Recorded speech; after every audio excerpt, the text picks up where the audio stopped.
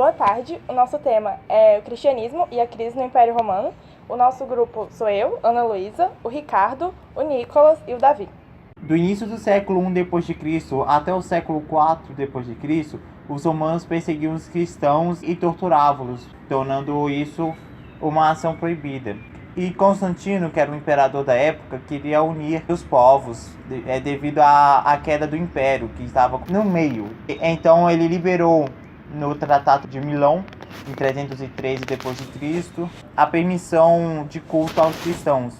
Então a igreja começou a evoluir, a se fortalecer, enquanto o Império Romano começava a entrar em queda. Os cristãos tiveram sua fé finalmente reconhecida no início do século IV, com Constantino. E de uma pequena seita, passou a ser a religião mais seguida no Império Romano. E embora ela só tenha sido oficializada em 380 por Teodósio, ela já era muito seguida. E isso começou com Constantino. E como que começou? Constantino teria tido um sonho onde Jesus falava para ele que se ele se convertesse ao cristianismo, ele ganharia uma batalha que ele tinha, que era muito importante no dia seguinte. E foi isso que aconteceu, ele ganhou essa batalha e teria sido por isso que ele teria se convertido ao cristianismo. Só que, claro, foi uma questão de interesses, porque os antigos deuses não satisfaziam mais as necessidades da população. Então eles precisavam de uma nova religião que tivesse bases mais sólidas. E é justamente assim que começou o cristianismo, porque eles tinham mais textos, tinham mais fatos que comprovavam, então as pessoas podiam crer muito mais. Não importava se Constantino tinha realmente se convertido ou não, porque o que ele queria era justamente unificar a população com uma nova religião, e isso ele conseguiu por meio do cristianismo. No ano de 325 d.C., o imperador Constantino se reuniu com vários líderes cristãos importantes no Concílio de Nicéia para definir quais textos eles iriam utilizar para definir os objetivos do império e da igreja. Desse jeito, a parceria entre o império e a igreja se tornou mais forte. Os líderes cristãos se tornaram intermediário entre Deus e os homens, e desse modo as hierarquias começavam a surgir, porque já que havia um intermediário entre Deus e os homens, também tinha que haver uma hierarquia entre os próprios homens. E os textos que foram selecionados nesse concílio de Nicéia foram anônimos e depois foram nomeados de o Novo Testamento, que muitos cristãos e não cristãos conhecem hoje em dia. Ao tornar o cristianismo uma religião do império, ele unia a visão do imperador com a religião. Nisso ele pretendia pacificar, por conta da crise, a população que estava passando por um longo período de conflitos externos e internos. Mas não conseguiu.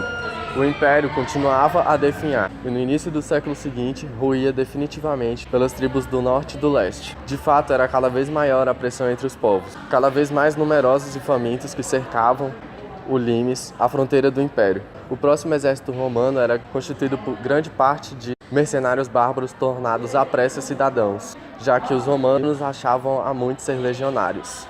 As constantes lutas pelo poder, que resultavam quase sempre em outros assassinatos e golpes de Estado, também não ajudavam a manter a situação no controle.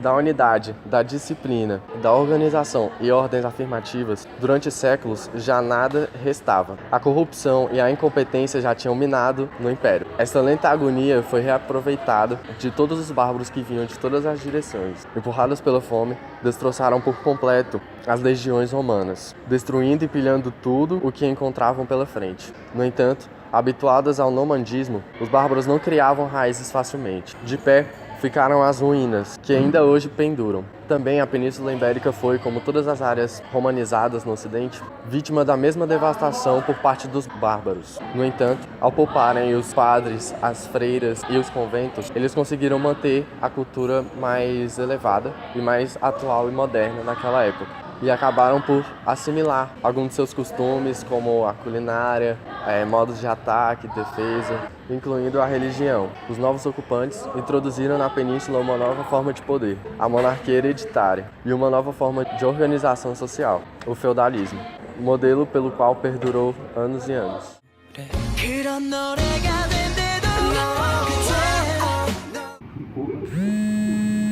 Estão te ligando, Ricardo. São Paulo, eu vou rejeitar.